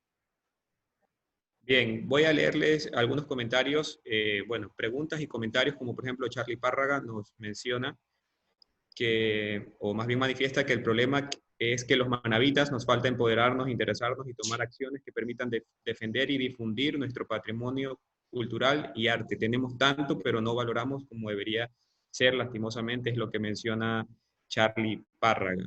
Freddy López menciona excelentes exposiciones, excelentes temas. Charlie Párraga vuelve a nombrar todas esas imágenes bien interesantes, las que acaba de compartir Juan en su presentación. Ojalá la pudieran publicar. Eh, Felicitaciones también. Fernando Eduardo Macías Pinargote, excelente. Felicitaciones a la Fundación Cultural Clave. Mayra Alejandra menciona, saludos a los expositores. Me gustaría saber cuál es la responsabilidad de las comunidades para la conservación del patrimonio cultural de su localidad y, en el caso de Manabí, la lucha contra el tráfico ilícito. A ver, me imagino que, bueno, como es temas de tráfico ilícito, el tema nuevamente es la educación, los valores, la ética, ¿no? Entonces, tenemos que formar gente que no quiera guaquear. ¿Por qué suceden los problemas? No es que la gente es malvada y que lo hace porque soy malo y voy a destruir la arqueología. No, lo que pasa es que tenemos pueblos que viven en situaciones precarias económicamente, sobre todo América Latina, eso todos lo sabemos, con muchas faltas educativas, históricas, no solo de hoy, entonces cuyas perspectivas de desarrollo inmediato son pues justamente el aprovechamiento de los recursos naturales y culturales. El huaquero, en cierto sentido, sabe el aprovechamiento del recurso cultural y lo vende y se gana ese dinero, pero está destruyendo lo que le da de comer, justamente por la falta de valores, porque no considera que esa pieza es más valiosa en su casa, en el sentido de que en su comunidad, en un museo de sitio, donde podrá atraer turistas o podrá atraer visitantes y educar a sus propios hijos. Eso no lo valora el huaquero, sino que prefiere venderlo, que vaya a una colección privada y ese dinero se lo gastará en lo que él desee. Entonces, esta falta de educación y de valores no solo se aplica a la arqueología. Ustedes saben, ¿no? América Latina tiene parte del tercer mundo, no es solo no tener dinero, sino es tú ser tu propio caudillo, tú ser la misma corrupción. Y esto también sucede en el ámbito patrimonial. Entonces, desde ahí sí tenemos que formar. Ahora, eso es largo, eso es un proceso a largo plazo. También tenemos que aliarnos con las entidades de las autoridades del caso. Existe la policía patrimonial, existen las conexiones y las relaciones con informantes, gente que sí le importa, y en eso es muy importante que aquellos que nos escuchen sepan que también tienen un rol que jugar. Si ustedes saben que una pieza se está vendiendo, si ustedes saben que un vecino de ustedes está haciendo ese tipo de actividades o que algún sitio está siendo afectado por X problemática, no se lo callen, tampoco no se expongan, porque todo tipo de crimen trae problemas, pero sí tenemos que armar una red de guardianes del patrimonio. Desde el INPC, por ejemplo, estamos los técnicos y investigadores y administradores, pero no es que somos 1 millón. Necesitamos aliados en cada lugar, necesitamos que gente que sí tiene ética, que sí tiene valores, nos preste la mano, sean nuestros ojos y nosotros a su vez les podamos asesorar para guardar ese patrimonio debajo de sus pies y que solo se lo abra cuando estemos listos, cuando sepamos que no se va a dañar, que esto va a traer cosas buenas. Entonces, nuevamente, ¿no? Educación, alianzas estratégicas y una comunidad de guardianes del patrimonio. A partir de ahí podremos solucionar poco a poco, pero con seguridad, los problemas del tráfico ilícito. Listo. Ahora tenemos unas preguntas para Andrés Rivera, de Betsy Ceballos. Consulta, ¿cómo ha afectado la situación actual en el proceso de ejecución del programa de financiamiento de la gestión patrimonial en la fase 2? Bueno, como toda actividad o proceso, incluso los procesos cotidianos nuestros se han visto afectados, no es lo que sabemos, ¿no? El mantenernos aislados en cada una de nuestras casas, pues ha afectado ciertos procesos personales, familiares, etcétera, ¿no? Particularmente en el programa de financiamiento para la gestión patrimonial, ha afectado en que los compañeros de los municipios que se encuentran elaborando la documentación, se encuentran en gestión con las personas que se encuentran actualizando cada uno de los productos de las consultorías que se hicieron en la primera etapa, o estos mismos compañeros ahora no tienen esa posibilidad de poder salir a hacer una investigación, un levantamiento de información que es tan necesario en la parte inicial, incluso hasta para elaborar unos términos de referencia, que son documentos iniciales para este proceso. Y de igual manera no tienen esa potestad de poder conectarse con las personas, con los gestores culturales, con todas estas asociaciones o grupos no asociados. No puede tener esa información tan relevante que le permita elaborar las partes principales de estos antecedentes.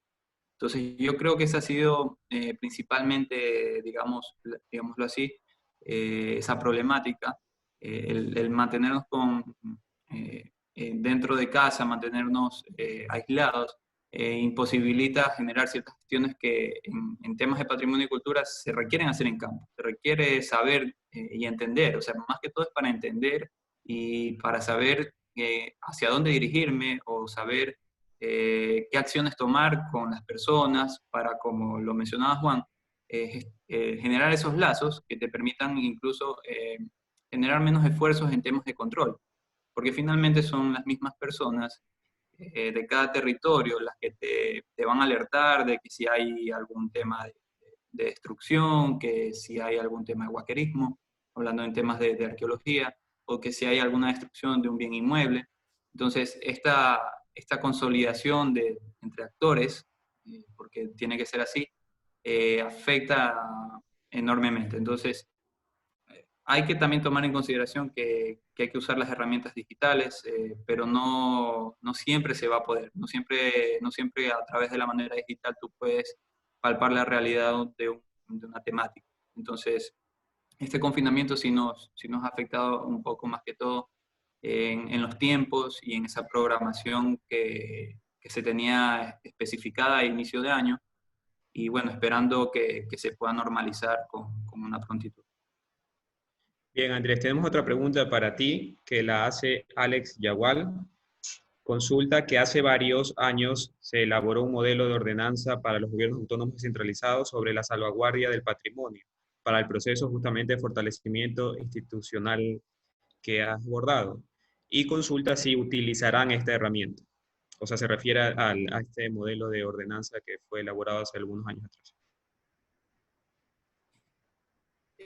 Mira, contestando a esta pregunta, principalmente nosotros nos estamos basando en toda la documentación, instrumentos legales, técnicos que se han elaborado a lo largo de los años por el INPC, por el AME y por todas las otras instituciones que de alguna manera generan esta información. El programa de financiamiento incluso se rige bajo estas normativas.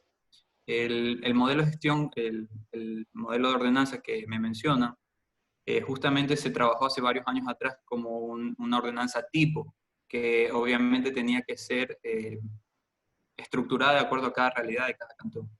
Y sí, este documento también nos ha servido también para consolidar ciertas lógicas que ya habían sido investigadas dentro de este documento. Entonces nos ha permitido depurar cierta información. Varios municipios de Manabí, por ejemplo, en su momento la dejaron implementada, digámoslo así, la dejaron en revisión, la dejaron aprobada, pero aún no se encuentran implementadas. sí se han venido trabajando, se han venido utilizando. Hemos tenido una experiencia con el GAT de Junín, por ejemplo, en el que nosotros participamos como asesoría técnica en la revisión de esta ordenanza para su aplicación. Finalmente, el programa de financiamiento lo que busca es esto, generar instrumentos normativos que nos permitan tener un adecuado control legal y técnico de cada bien patrimonial, de los ámbitos, como les mencionaba, arqueológicos, documentales, muebles, inmuebles y inmateriales también.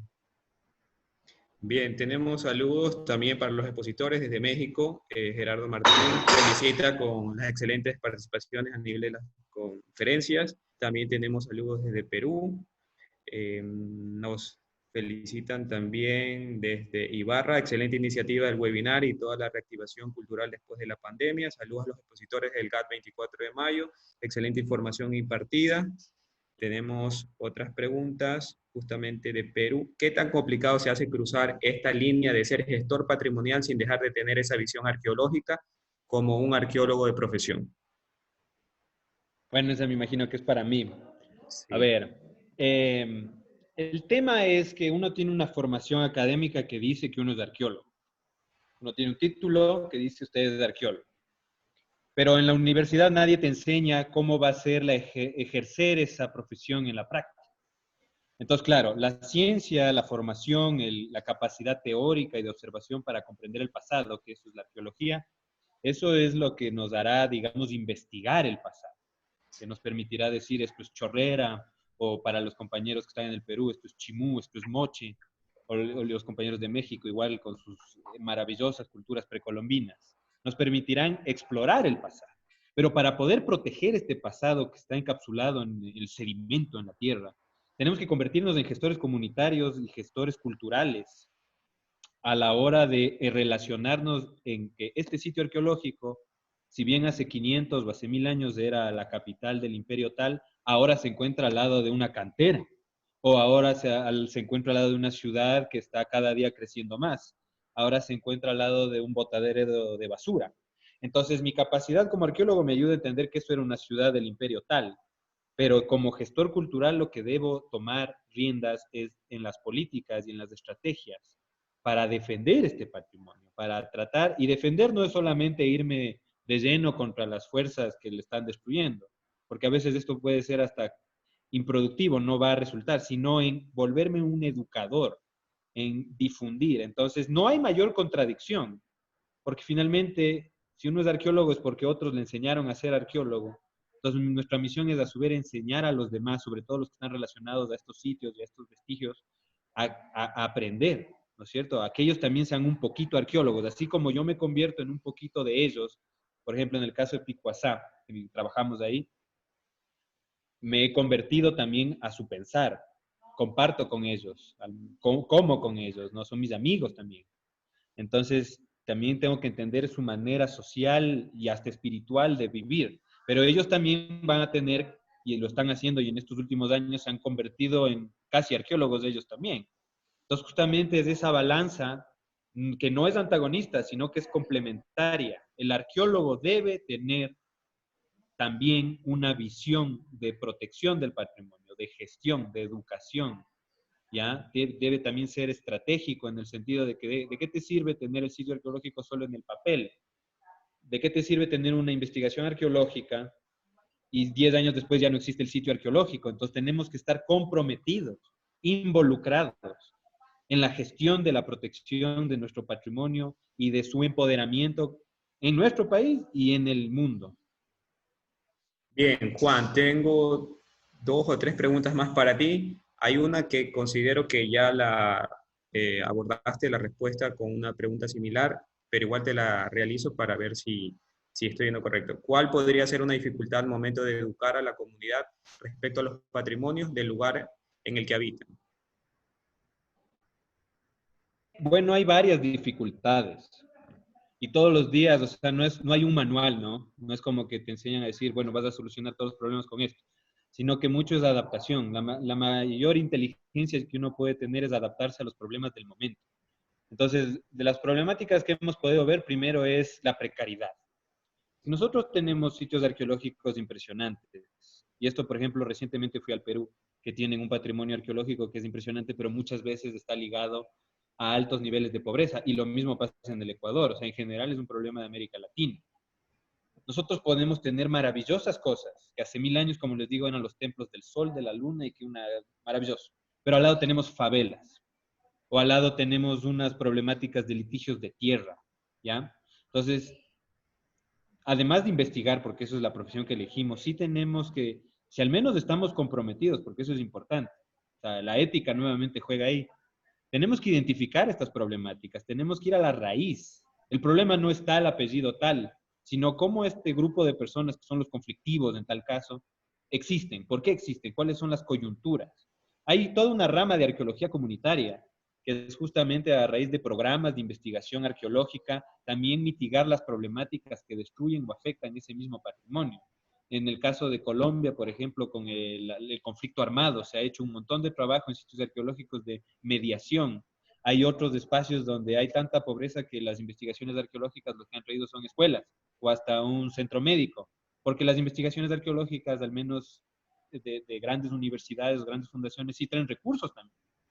Y si esos recursos los centralizamos solo para descubrir cuántos años tenía el muerto de hace 10.000 años, pero no nos ocupamos de los vivos, estamos siendo un poco clasistas, ¿no es cierto? Entonces sí tenemos que tratar de entender que estas problemáticas son tan múltiples, les podría decir una lista, ¿no? Entera, pero en general vienen de la misma raíz, que es la precariedad y la ignorancia. Entonces tenemos que solucionar eso también. Eso es lo primero. Listo. Bien, vamos a continuar. Tenemos una pregunta. A ver. Formulada por Luis Jara. Consulta, ¿hacia dónde camina Jaboncillo? ¿Qué proyecciones se tienen respecto al Museo de Sitio y qué proyecciones tiene respecto al Centro de Investigación? Bueno, yo a Luis Jara lo invito, creo que es el 12 de julio, la próxima fecha, que vamos a hablar justamente de la resiliencia ante la pandemia y otras perspectivas. Entonces, si te respondo ahora, pues me estaría anulando la sorpresa y no vamos a hacer eso, ¿no es cierto?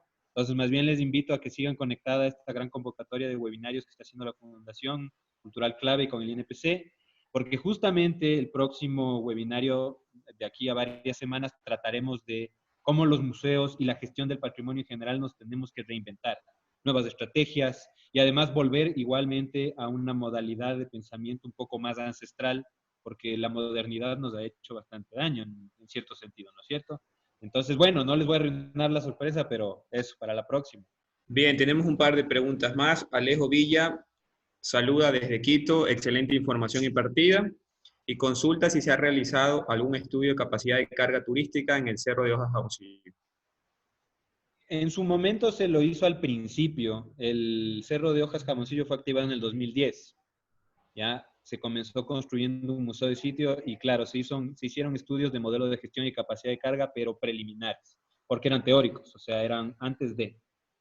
En estos 10 años han subido las estadísticas. Para que se hagan una idea, en el 2010 al año hubo 2.000 visitantes, más o menos. En el 2019 hubo 30.000, ¿ya? Las proyecciones nos daban para que el 2020 subieran a 45.000, 50.000, pero bueno, el coronavirus ha puesto de cabeza toda esa programación.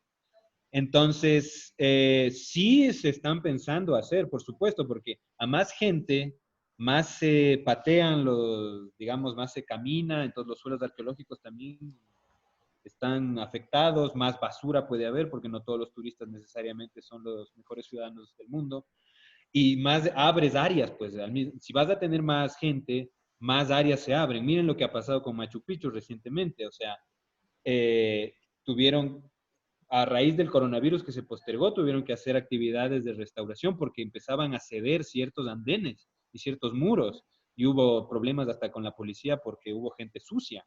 Entonces, claro, en todos estos programas de activación patrimonial y en especial de sitios arqueológicos, porque los sitios arqueológicos son irrecuperables, o sea, si se dañó, se dañó. Ya no hay el Inca o el Azteca o el Manteño que vaya a reconstruir eso. Serán especialistas, pero no será el original.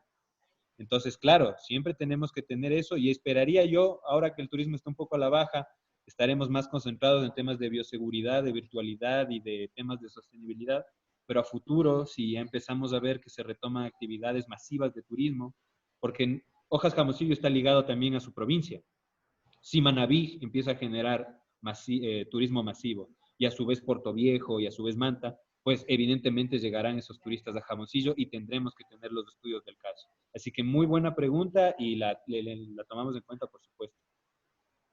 Bien, Andrea Echeverría manifiesta sus felicitaciones, muy enriquecedora su intervención. Sin duda debemos educarnos para amar, proteger y descubrir nuestro patrimonio arqueológico, empoderarnos y empoderar a las nuevas generaciones. Cristian Valencia pide realizar una pregunta más. ¿En qué quedó el tema de la explotación de las canteras que habían en las faldas de la montaña Piscuazá? Bueno, el tema de las canteras, como ya les denuncié, es toda una problemática que va más allá de solo la sanción, porque primero está en manos de autoridades más altas, en el sentido de que esos son poderes que ustedes saben, manejan muchas consecuencias y pues tiene que haber un cierto consenso de poderes. Pero en la realidad, ¿cuál es el verídico problema? Es que mientras la gente construya con piedra que sale del Cerro Jamoncillo, va a haber canteras. Es así de simple. Las ciudades de Manta, la ciudad de Puerto Viejo, que son las dos grandes urbes que están entre los cerros, ¿cómo se están construyendo? Con arbolitos. No, está construyendo con piedras que para hacer cemento, ¿no es cierto? Para hacer concreto, para hacer autopistas, para hacer edificios. ¿De dónde sale el material? Salen de las canteras de Hojas Jamoncillo. Entonces, y no es que vamos a decir, pero ay, es que los alcaldes, no es un tema de alcaldes ni de instituciones. Las personas comunes para construir su casa están utilizando ese tipo de material. Necesito poner un nuevo suelo en mi casa, voy a comprar piedra bola, voy a comprar lastre, ya. Y lo dicen así nomás, ¿no? Y nadie lo tiene en consecuencia. Pero todo ese material está saliendo de las canteras. Entonces aquí no es un tema de autoridades tampoco, ni de culpables en ese sentido, sino que nuestro sistema consume recursos naturales, que están además en este caso sobre un enorme recurso cultural. Entonces tenemos que cambiar igual nuestra manera de construir, porque son, en este caso, el basalto que sale de Jaboncillo son materiales de construcción.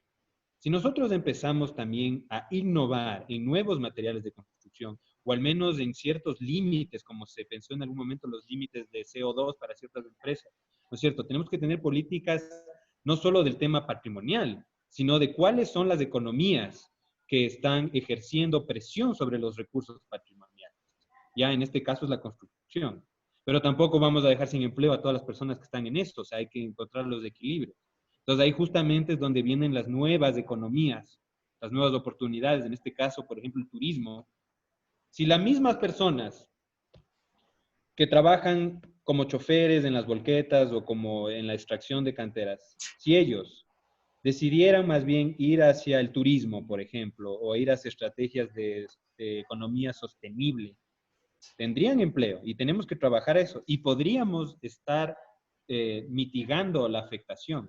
Evidentemente, como les digo, esta decisión también tiene que ir hacia arriba. Los que toman las grandes decisiones deben darle un alto o al menos recomendar qué debe hacer. Pero nosotros como sociedad también debemos saber que ejercemos una presión sobre nuestro ecosistema. ¿Ya? Estamos construyendo con piedra el Cerro Jamoncillo, entonces empecemos a construir diferente, porque de todas maneras no solo construimos con ese recurso que se está dañando, sino que además se construye mal en muchas veces, ¿no es cierto? Viene un terremoto, se cae todo y vuelve a empezar. Entonces, nosotros como civilización, si es que podemos llamarnos así, tenemos que repensar nuestras maneras de consumir nuestros recursos en general. Bien, tenemos otro comentario de María Cantos que manifiesta, me parecen muy buenas propuestas y temas de interés social crítico en lo que respecta a educar la sociedad. En mi universidad, menciona María, estamos gustosos de educar a la comunidad respecto al valor cultural y patrimonial. Bien. Vamos a formular 2 o 3 preguntas más para ya ir finalizando. Estamos alrededor de hora y media de transmisión. Una pregunta para Juan. A lo largo de la costa ecuatoriana aún existen personas que elaboran artesanías con residuos de moluscos y espondilus. ¿Se podría formar una red de artesanos rescatando el nombre del Inca del Cusco que puso a nuestros artesanos la cultura manteña Huancavilca? Sí, o sea, por supuesto, por supuesto. Utilizar los símbolos, en este caso nombres que hayan quedado en la historia como estandartes y como marcas casi, es bastante recomendable porque justamente no solo estás apoyando a emprendimientos y a la economía real, sino que además recuperas la identidad. Entonces, no solamente, además se me ocurre no solo el tema de los moluscos, el mismo sombrero de paja toquilla no es que llegó solo a Manabí, sino que es el resultado de miles de años de estar tejiendo cestos y tejidos y más cosas con estas manos tan preciosas que tienen los tejedores y tejedoras manabitas. El sombrero aparece ya tardíamente, aunque hay sombreros precolombinos, por ejemplo, pocos, pero se sabe. Pero uno suele creer que el sombrero de la forma es por los europeos. Pero en todo caso, el saber, ¿ya? El de las manos, o el de la perforación de los moluscos, o el trabajo de otras fibras vegetales, eso debe organizarse. Porque si estamos dispersos, es muy difícil que cada uno salga. Por ejemplo, la comunidad tal teje tal, pero no saben que la otra teje tal, y esa tiene acceso a la carretera. Entonces, evidentemente va a vender más la que está cerca. Entonces, la organización, por supuesto, tiene que ser fundamental. Y si además en esas organizaciones, las redes, es importante que los seres humanos estemos conectados, pues ahora tenemos estos celulares y cosas, pero la conexión tiene que ir más allá de eso. Si además podemos utilizar nuestra identidad toponímica o nuestra identidad histórica en los nombres, vamos a hacer mucha recuperación. En eso, por ejemplo, los europeos son excelentes. Ellos utilizan el vino tal del castillo tal, ¿no es cierto? Utilizan la identidad para sus productos económicos, además, que son los más finos. Y Manabí tiene para dar productos finos de alta gama impresionantes y deben ser únicos, con nombres manabitas o por lo menos con identidad propia, ¿no? No le vas a llamar algo en inglés si tú tienes tus propias palabras ancestrales, ¿no es cierto? Entonces sí, totalmente de acuerdo con el caballero. Listo. Charlie Parra Gabriones en esta ocasión formula una pregunta para Andrés. Me gustaría saber cuáles son las otras alternativas que permitan conservar arquitectónicamente los sitios turísticos, arqueológicos e históricos para después de la pandemia poder visitar estos lugares en caso de que el gobierno no dé los recursos económicos que necesitan estos sitios. ¿Cuáles serían las estrategias que se pueden hacer tanto en la gestión cultural como en las comunidades? Bueno, creo que es Bueno, una pregunta que igual recae en los dos, ¿no? Pero puede comenzar Andrés y luego Juan a aportar. bueno, principalmente el tema de que hemos hablado en esta webinar es el tema de organización. Yo creo que esa es la clave de todas las gestiones que hacemos, como lo mencionaba Juan. Si no hay esa organización a nivel interinstitucional, por ejemplo, vamos a redoblar esfuerzos o recursos para beneficiar a cierto sector o a cierta población. De igual manera, si las mismas comunidades o los comuneros, personas de los sitios, no están organizadas, desconocen de los temas, no se encuentran apropiadas, también va a ser un problema muy grave. Entonces, internacionalmente, por ejemplo, existen una gran cantidad de fondos concursables, fondos no reembolsables, que siempre se están ofertando para la puesta en valor del patrimonio. Entonces, con ello tú puedes hacer intervenciones a nivel de edificaciones, puedes hacer intervenciones a través de investigación o a través de implementación de museografías o implementación de nuevos museos o museos de sitio. Entonces, más allá de los recursos que actualmente son bastante escasos y previo a la pandemia también eran muy escasos, lo aconsejable también no es quedarse esperando a que el Estado, el gobierno o los impuestos que generamos por todas las tasas de producción, etcétera, tengamos que estarlos esperando para hacer una determinada acción. Hay que salir a buscar estos recursos, como les menciono, a nivel internacional, que los podemos fácilmente acceder o investigar a través de la web. Entonces, ese es parte de un consejo que daría yo. No quedarnos a la espera de los recursos, más bien salir a busca de ellos. Hay muchas opciones fuera, en Europa, en Estados Unidos. No recuerdo exactamente los nombres ahorita. Uno de ellos, por ejemplo, son los fondos del embajador, que es de Estados Unidos. Entonces, a través de estos fondos podemos hacer un sinnúmero de proyectos que nos permitan no solamente generar una infraestructura. Como lo mencionaba Juan, hay que determinar las principales problemáticas y de acuerdo a ello hacer una intervención.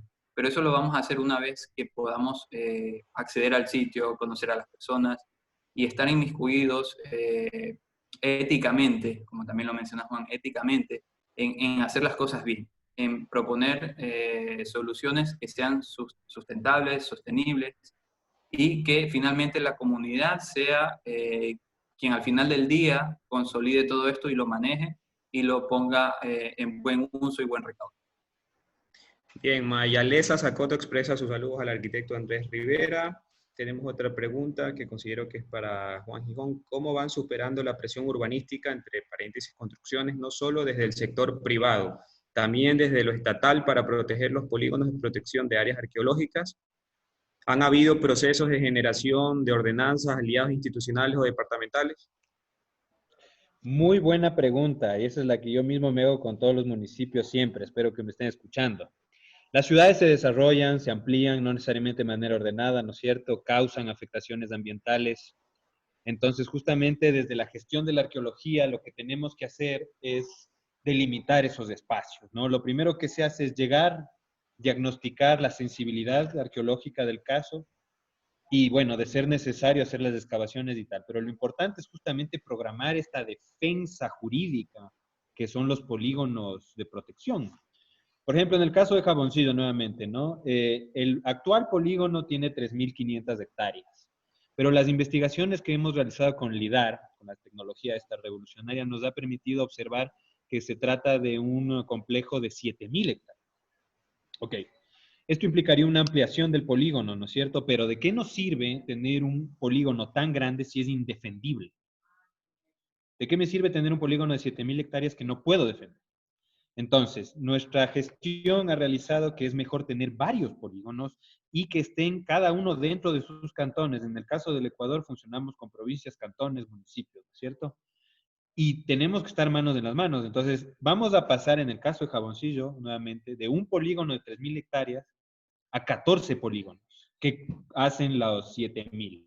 Porque no, es imposible decirle a una ciudad deja de crecer. No le voy a decir a New York o igual a Puerto Viejo, por ejemplo, que ha tenido un crecimiento muy bueno en los últimos años, muy tecnológico, además que está promoviendo buenas prácticas arquitectónicas. No le voy a decir, deja de crecer, porque no soy quien tampoco, pero lo que puedo hacer es justamente ir a ordenanzas, y ese trabajo nosotros lo proponemos, pero quien ejecuta son los municipios. En el caso de Liwiki, por eso qué buena pregunta, ya hemos propuesto esta ordenanza, ya la hemos propuesto, pero estamos esperando que los municipios del caso de Manta, en este caso, ejecute, y así, y hay muchos más. Entonces, claro, nosotros desde la arqueología lo que hacemos es el trabajo técnico de delimitar, de proponer, de decir estas son las maneras de construir. Hay diferentes polígonos, diferentes zonificaciones. Por ejemplo, si queremos ser más técnicos, hay un área núcleo, que es el templo, ¿no es cierto? El vestigio arqueológico con todas sus características. Hay un área de amortiguamiento, que es un poquito más amplia, donde puede haber vestigios arqueológicos, pero en más baja sensibilidad, y también puede, por ejemplo, haber agricultura. Y luego está el área o las zonas de desarrollo controlado, donde ya se pueden permitir ciertas actividades residenciales, pero tampoco vas a construir edificios de 7 pisos o vas a meter industrias. Entonces, esta zonificación, además de la importancia sobre el mismo yacimiento, o sea, por ejemplo, esto es la difusión es importante. Si la gente no sabe, no defiende. Entonces, por eso tenemos que decir, mira, aquí en el Carmen, por ejemplo, existe un poblado con 200 tolas, pero nadie sabía. Actualmente hay cultivos de banano ahí, pero si nadie sabe, tarde o temprano va a venir alguien y va a construir. Entonces es importante, y no solo que sepan las autoridades, porque las autoridades, y en eso yo conozco mucho a la gente de los municipios, también tienen un montón de labores. Es importante que la ciudadanía, nuevamente aquí, cada uno tiene su rol. Si le importa el patrimonio, debe estar comprometido. Entonces tenemos que conocer, defender, también denunciar cuando hay afectaciones. Y justamente con los municipios, esto es, espero que me escuchen y les vamos a asesorar en todo el proceso. Vamos con esas ordenanzas, saquémoslas, no las dilatemos, terminémoslas, porque la gente está esperando, la ciudadanía también, como ven, es consciente. Y es un recurso que se daña cada día, no es renovable, no es como que voy a plantar otro sitio arqueológico y va a salir. No, tiene límites. Y tarde o temprano, o lo tuviste y lo pudiste proteger, o dejaste que se dañe. Esto no solo con los municipios, esto en general con todos los ciudadanos. Entonces, sí, vamos y tenemos que hacer más ordenanzas y más, pero es un tema ya interinstitucional y de mucho compromiso ciudadano. Bien, César Ormaza nos consulta dónde van a subir la grabación de este webinar. Está siendo transmitido por las páginas de Facebook de Fundación Cultura Clave, del Instituto Nacional de Patrimonio Cultural, y seguramente a través de la página de la Fundación Cultural Clave se subirá para que permanezca un enlace permanente para que pueda ser visto. Bien, otras preguntas para Juan. Voy a hacerte dos preguntas que van como en la misma línea. Una es de un espectador anónimo que dice, consulta, ¿es la falta de arqueólogos en la provincia una debilidad en cuanto a la protección del patrimonio? Y la otra es, desde Miluca Weimán, ¿qué se debe fortalecer para enfatizar la gestión arqueológica? ¿Con qué dificultades se encuentra la gestión arqueológica? Claro, no. Y las dos preguntas van juntas. Exacto. Evidentemente, en un espacio donde, como vieron, hay más de 700 sitios arqueológicos conocidos y seguramente el doble, y solo tal vez hay 10 arqueólogos que además están sobrecargados de trabajo, evidentemente no se puede cubrir, ¿no? Entonces, pongámonos a pensar en nuestros vecinos más cercanos. El Perú tiene una arqueología bastante nacionalizada, porque la arqueología ecuatoriana, si bien tenemos arqueólogos profesionales ecuatorianos, faltan. Muchos de nuestros arqueólogos se han ido a ser docentes en otros países porque también las oportunidades son mejores y para su autoformación. Y también tenemos muchos arqueólogos internacionales que vienen, que está muy bien, pero falta. En el caso del Perú, una gran mayoría de arqueólogos son peruanos y son gestores en territorio. En el caso de Colombia igual se están viendo que como tienen universidades formadoras, tienen estudiantes que entran y justamente son las personas que se volverán técnicas y que promoverán, porque hay que ser un promotor, o sea, yo no puedo solo decir hagan y defiendan, tengo que estar atrás y atrás, y esa es la formación que me han dado. Entonces, en el caso de Europa, por ejemplo, yo que me formé en Francia, el Instituto de Arqueología Preventiva, es decir, el instituto que solo se dedica a la arqueología de construcciones, es decir, en el caso de que hay obras, no la de investigación. Solo ese instituto tiene 3.000 arqueólogos dedicados día y día. No digo que podamos recalcar este sistema al Ecuador, pero está muy claro que faltan arqueólogos, faltan universidades, y especialmente en Manabí. Ahora, hay universidades que están fomentando y esperemos ya se cree la carrera.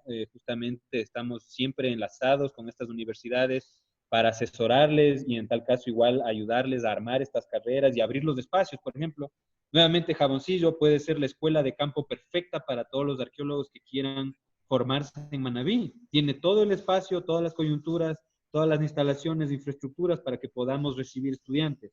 Y a eso queremos ir. Entonces, sí, ese ha sido un gran desafío. Y ya, ¿cuál era la segunda pregunta, Manuel? La segunda pregunta estaba encaminada a qué se debe fortalecer para enfatizar el tema de gestión arqueológica y Ya, qué dificultades se encuentra la gestión arqueológica.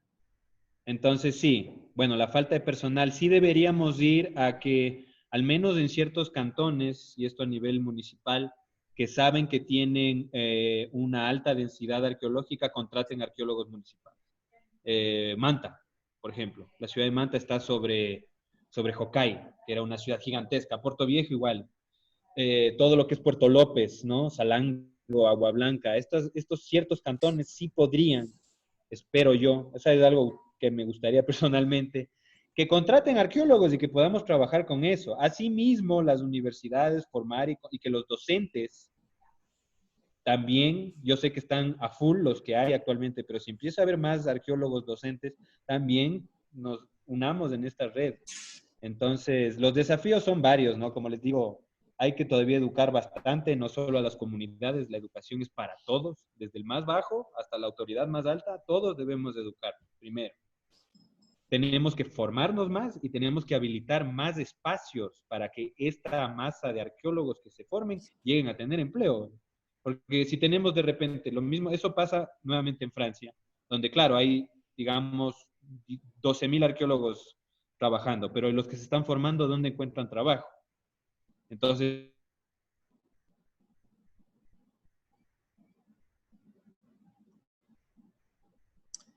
Parece que tenemos un problemita con la conexión de Juan. Bien, voy leyendo otro comentario justamente en la línea de lo que Juan comentaba, ¿no? Del tema de la docencia y los perfiles que están vinculados al sector cultura y no patrimonio para la importa, ¿por qué le gestión. daríamos trabajo a alguien, ¿no es cierto? Entonces, es un círculo nuevamente virtuoso.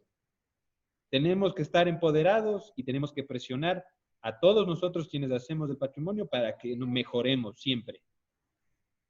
Bien, justamente Juan, en la línea de lo que comentabas, Anita Paredes, que es arquitecta, nos comenta que ella desea especializarse en arqueología como un complemento a la arquitectura, ¿no? Tú que mencionabas la parte de docente, que es muy importante. Juan Pablo Vargas Díaz, para Juan Gijón, consulta, el trabajo de difusión es esencial.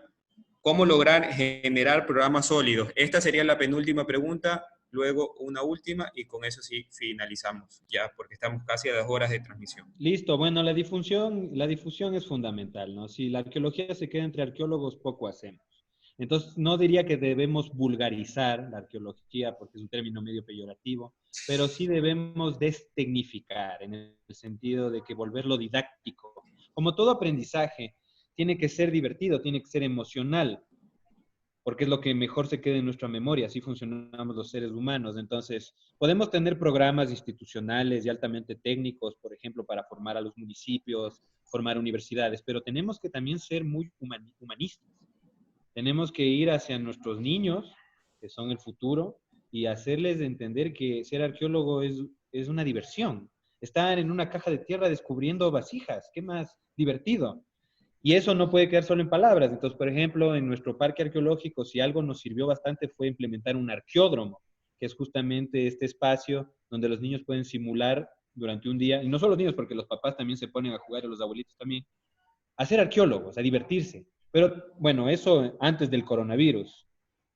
Con el coronavirus, nuevas estrategias tienen que surgir a partir de la virtualidad. Videojuegos de arqueología. ¿Quién no ha jugado, por ejemplo, a estar en un templo maya? Hay estos juegos, pues en los PlayStation, en las computadoras, donde juegas a la civilización tal. Y es a partir de ahí que creas esa curiosidad, esa sensibilidad y ese gusto.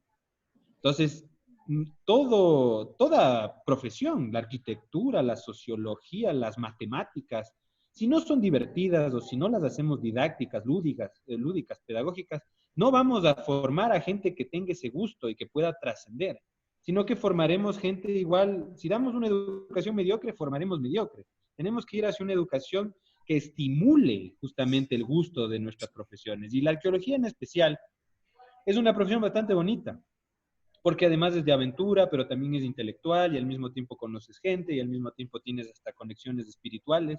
Ya me dirán los arqueólogos que sí o no, pero ese gusto tenemos que sembrarlo como una semillita con estrategias de difusión, mediáticas, de educación, lúdicas, pedagógicas, en todos los campos que nos puedan dar los instrumentos que hay hoy por hoy.